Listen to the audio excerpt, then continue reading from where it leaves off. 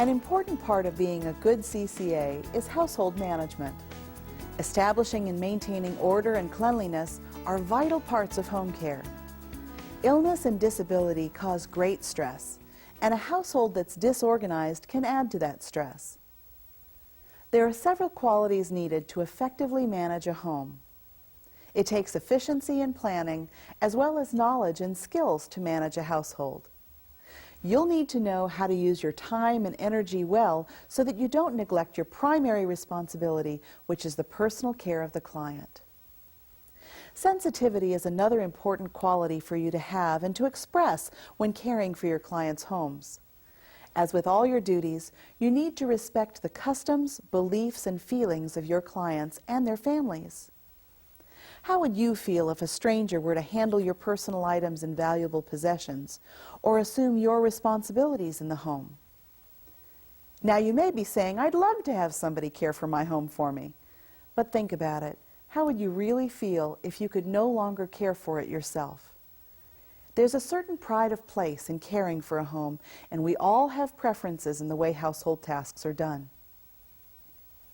As with all home care activities, home maintenance activities are determined by the client, family, and your supervisor, and are written in the client's care plan. Take time to find out what your client's preferences are. Your assignments may indicate the days on which the specific tasks should be performed, or they may just indicate the types of activities that must be done, allowing you to make your own schedule. Flexibility may be important depending upon the client's and the family's needs. If problems arise regarding house cleaning and home maintenance tasks, such as requests for services not listed in your assignments or frequent complaints about how tasks are done, contact your supervisor. Here are some general guidelines for housekeeping. Most home care agencies require CCAs to perform light housekeeping. Light housekeeping usually focuses on the client's immediate environment and involves dusting, straightening, vacuuming or sweeping floors and floor coverings, cleaning bathrooms and the kitchen, and disposing of garbage and trash. These activities are an important part of maintaining a clean, safe, and healthy environment for clients and their families.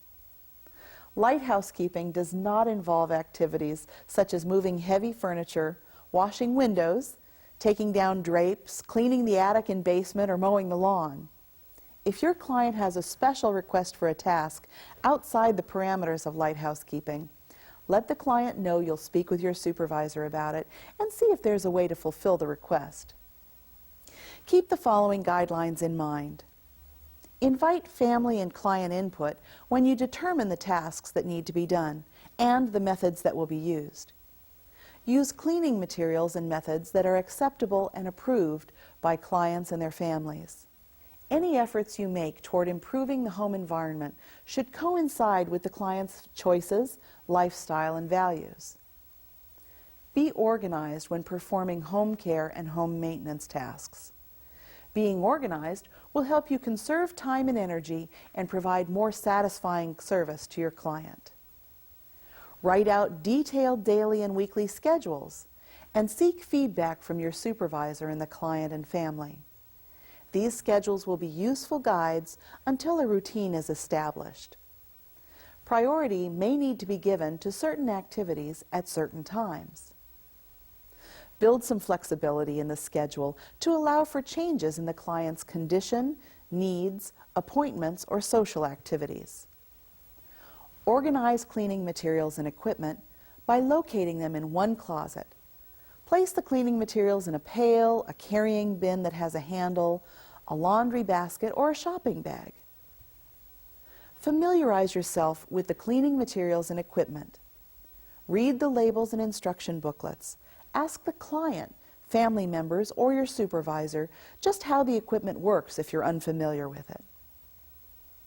Maintain a safe environment as well as a clean and healthy one. Don't wax floors if your client is unsteady. Mop up spills immediately, and don't leave cleaning equipment lying around. Use housekeeping procedures and methods that promote good health. Many diseases can be transmitted through improper food handling, insufficient dishwashing or hand washing, and unclean bathrooms and kitchens. Observe the home environment for signs of infestation by roaches, rats, mice, lice, and fleas. These insects and animals are common carriers of disease. Controlling them is vital to family health and cleanliness. Use good body mechanics in performing home maintenance activities to prevent injury and undue fatigue. Review the principles of body mechanics back in Chapter 4. House cleaning can require a great deal of bending and standing, stooping and lifting. Watch your posture. Kneel instead of stooping for long periods. Clean up and straighten up after every activity. Spills that have dried are difficult to remove later, and it's easier to clean as you go rather than wait until there's a big mess to tackle. Carry paper and a small pencil to make a note of items that must be purchased or replaced. Maintain a shopping list on a bulletin board, refrigerator door, or other convenient location, and encourage family members to use the list as well. Use your time wisely and efficiently. For example, prepare a food while a load of wash is being done. You'll be surprised at how much you can get accomplished in the time you have. Be familiar with cleaning products and equipment. There are 4 basic types of home cleaning products available in the market. I'm sure you're familiar with them, but I want to describe them briefly. First, all-purpose cleaners can be used for many purposes to clean several types of surfaces, such as countertops, walls, floors, and baseboards. Second, soaps and detergents are used for bathing, laundering, and dishwashing. Third, abrasive cleansers are used mostly to scour hard-to-clean surfaces. And fourth, specialty cleaners are used to clean special surfaces such as glass, metal, or ovens. All cleaning products must be used properly, not only to clean effectively, but also to protect surfaces, materials, and people. Cleaning products are chemicals, which can be irritating and even cause burns. Some chemicals are poisonous when swallowed. Keep the following precautions in mind when using household cleaning products. Read and follow the directions on the label of every product you use. For example, rinse or dilute when the directions say to, and use only the amount recommended on the label. Never, ever, ever mix cleaning products. This can cause a dangerous chemical reaction that may harm you or others. In particular, never mix bleach or products containing bleach with products containing ammonia. The fumes are toxic and can be fatal even in small amounts. If possible, open the windows when cleaning to provide fresh air. Some cleaning products may have fumes that are unpleasant or even harmful if exposure is prolonged.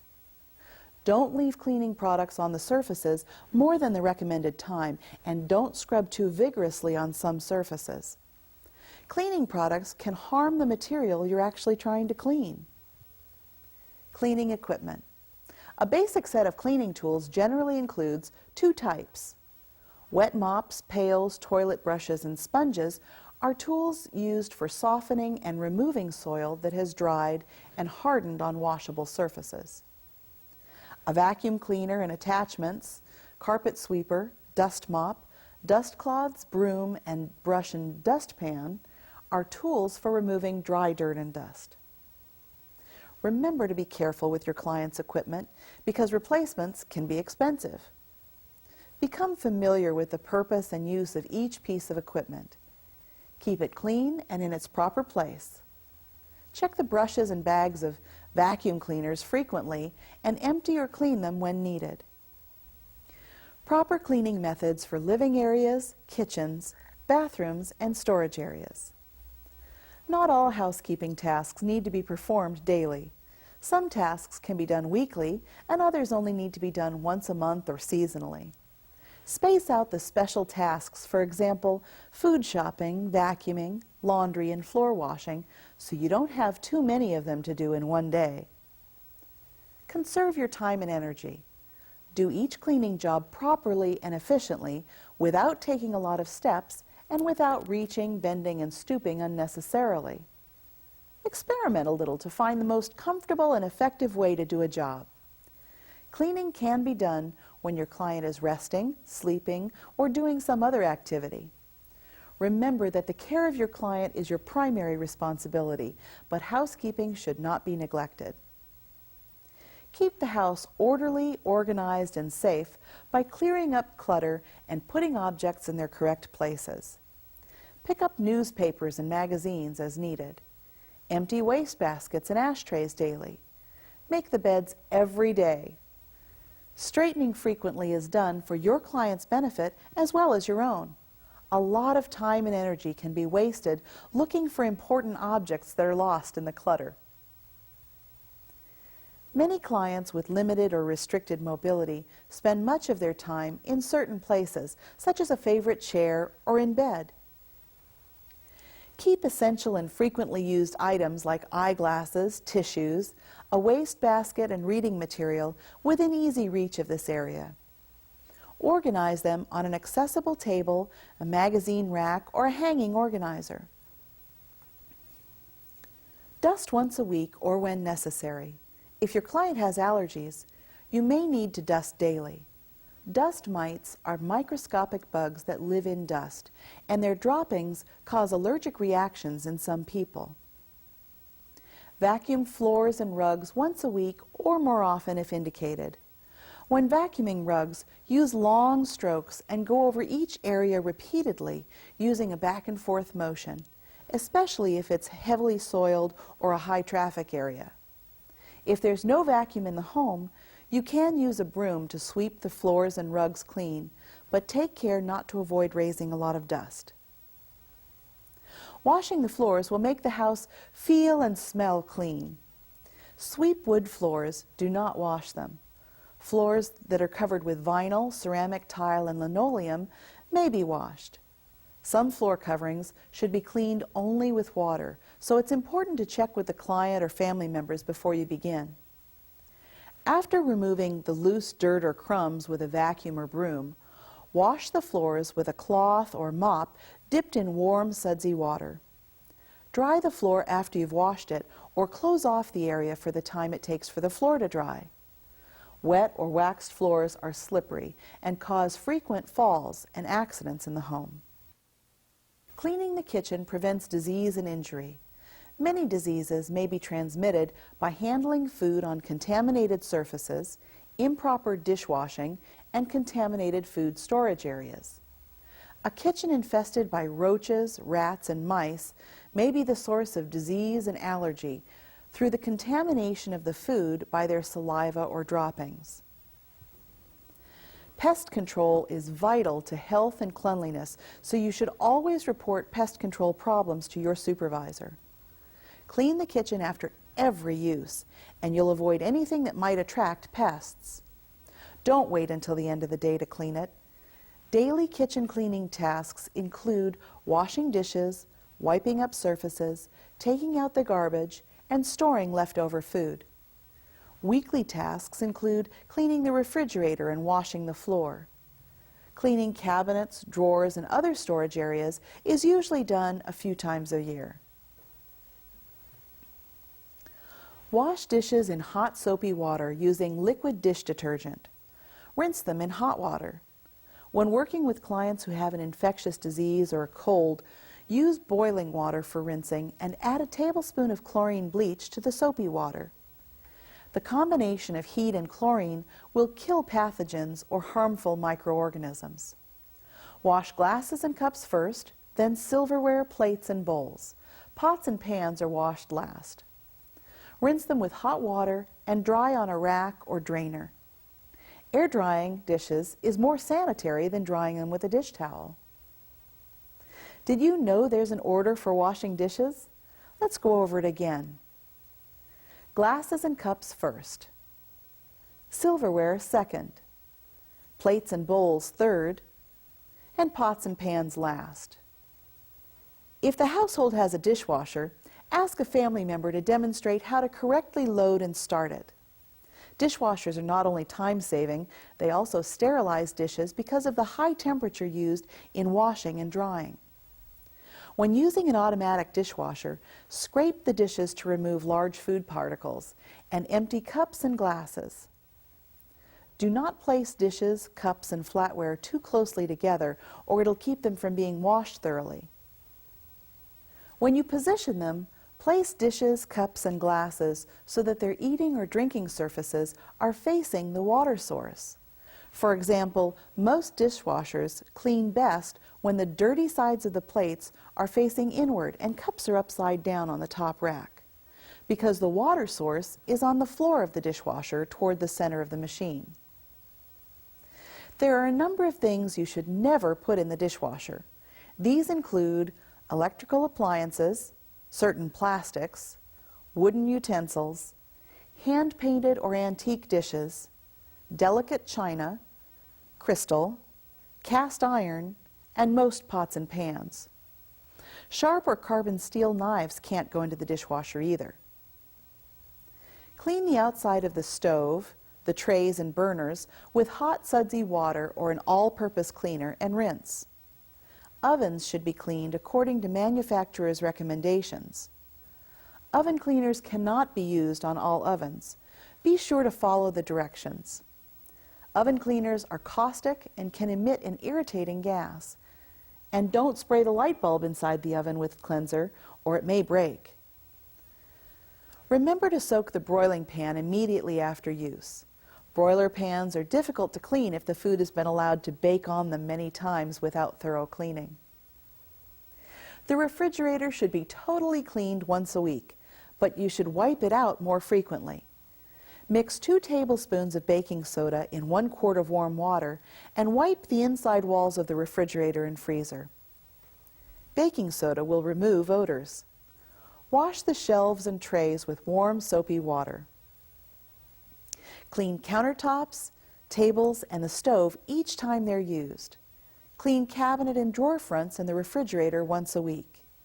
Use a sponge or a dishcloth that has been moistened with water and a detergent.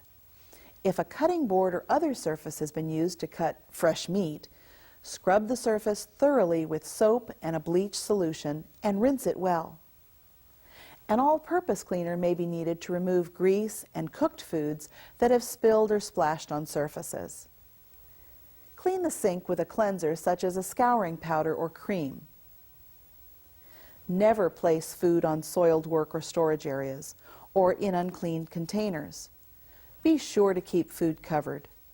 Close the lids of cartons and cover food storage containers to prevent contamination or infestation by insects and rodents. Place leftovers in covered containers and store them in the refrigerator immediately. Use them up in 2 to 3 days. Vacuum, sweep, or dry mop the floor daily. Damp mop uncarpeted floors at least once a week using hot water and a floor cleaner. Be sure to rinse the floor if the label recommends doing so. As I said earlier, dry the floor or close off the area until the floor dries to prevent accidents. Dispose of garbage daily. Drain off any liquid from waste items into the sink before putting it into a paper or plastic-lined pail. Place securely closed garbage bags outside in a large covered garbage can or down the incinerator chute. If the kitchen has a garbage disposal, don't put hard, stringy, or fibrous foods like celery or banana peels into it. To prevent odor and discourage pests, rinse out tin cans and bottles before placing them in the garbage pail or the recycling bin. Follow the recycling procedures for your client's community. And periodically wash the waste baskets and trash cans with hot soapy water. The kitchen is the site of many home accidents, so it should be carefully and frequently checked for safety hazards. All cleaning materials should be stored away from food, food preparation utensils, food preparation areas, and out of the reach of children and confused clients. Next, let's talk about cleaning and organizing the bathroom. A clean, organized, and odor-free bathroom is an important part of improving a family's hygiene and safety. Because it tends to be moist and warm, the bathroom is a reservoir for the growth of microorganisms, mold, and mildew. Mold and mildew may grow around the bathtub and shower, particularly in the grout between tiles and especially during the summer. A poorly cleaned toilet is another source of microorganisms and odors. Here are some tips for maintaining basic bathroom hygiene. Flush the toilet each time it's used. Clean toothbrushes and toothbrush holders regularly. Scrub the tub and shower after every use. Remove hair from drain strainers. Pick up and hang all used towels to dry. Put away toiletries. Rinse the sink after brushing teeth, shaving, and washing.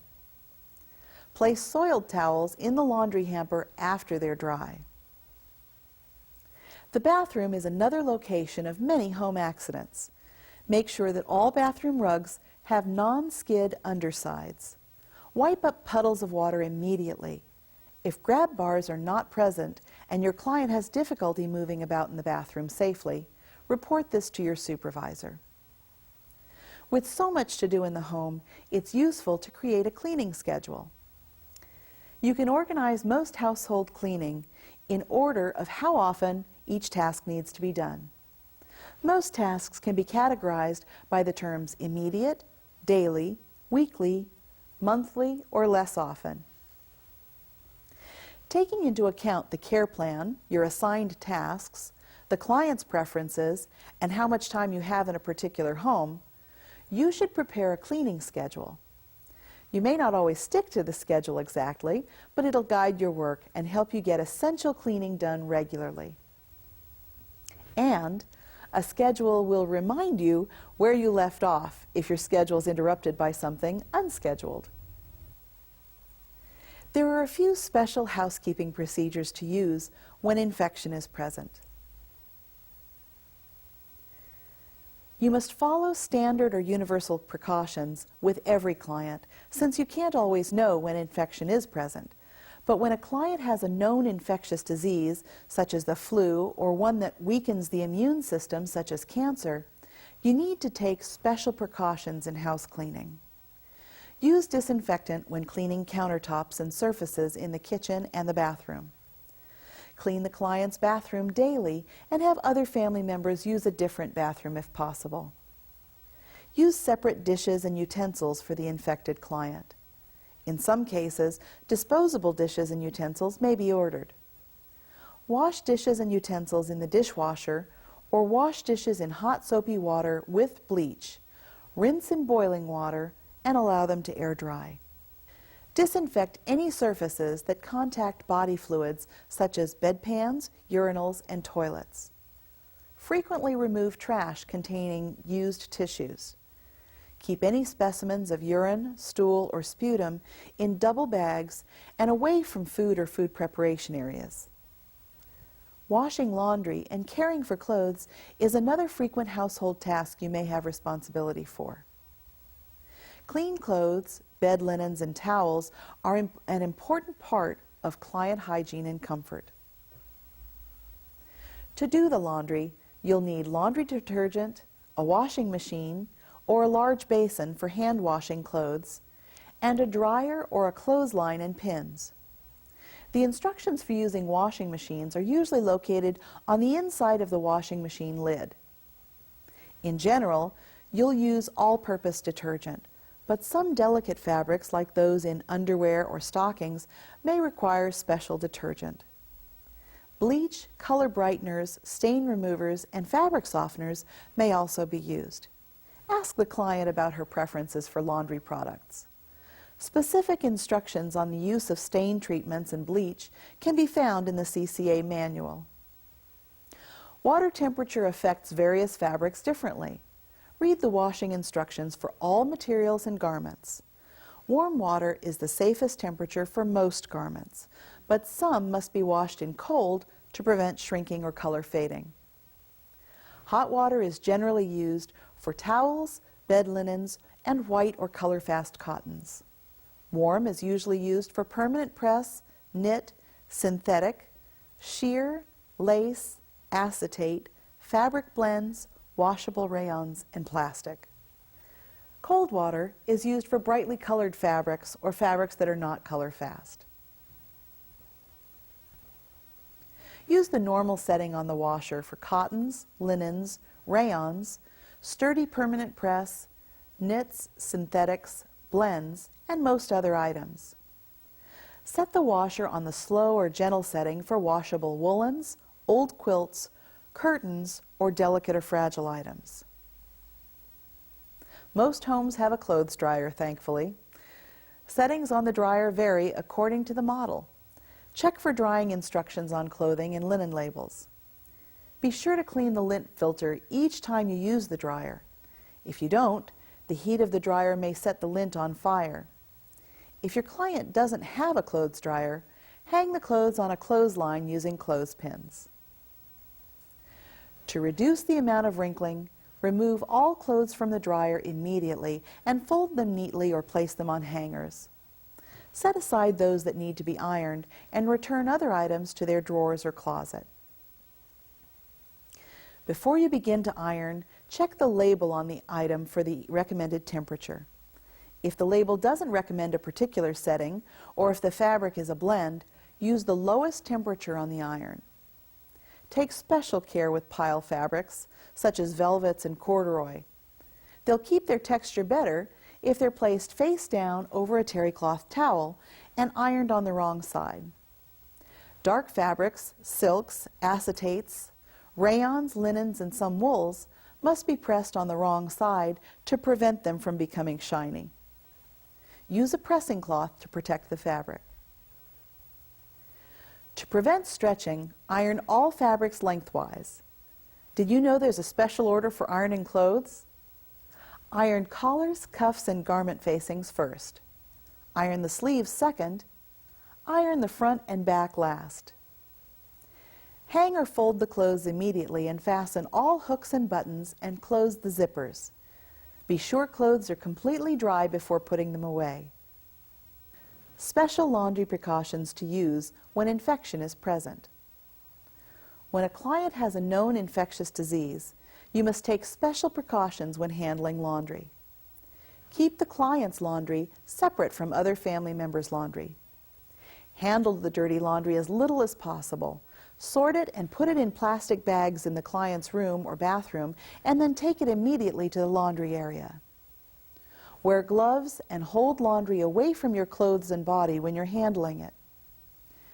Use liquid bleach when fabrics allow. Use Lysol or other agency-approved disinfectants in all loads. Use hot water when fabrics allow.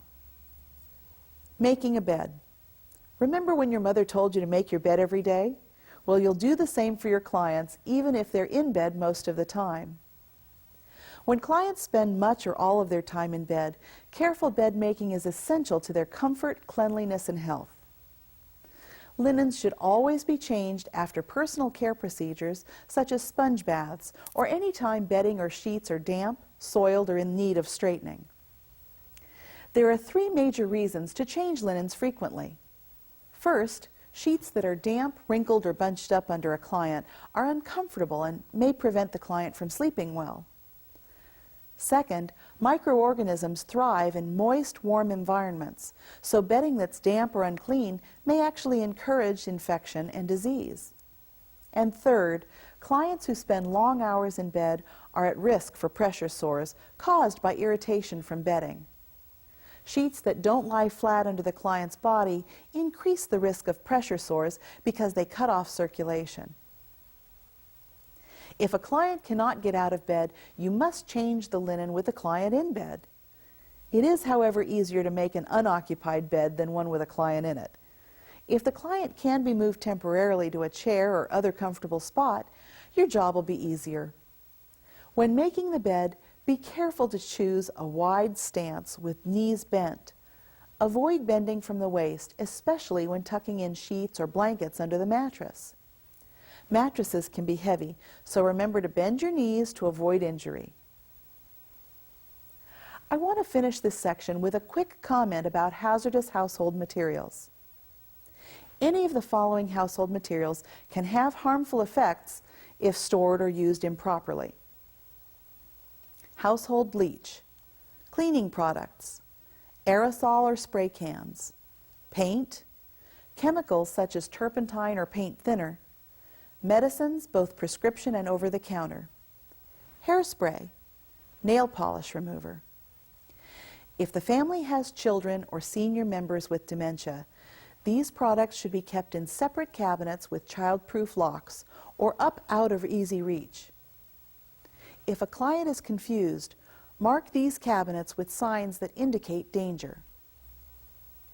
That's it for our chapter on maintaining a clean and safe environment, but we have more to share with you. Hang in there, you're almost done.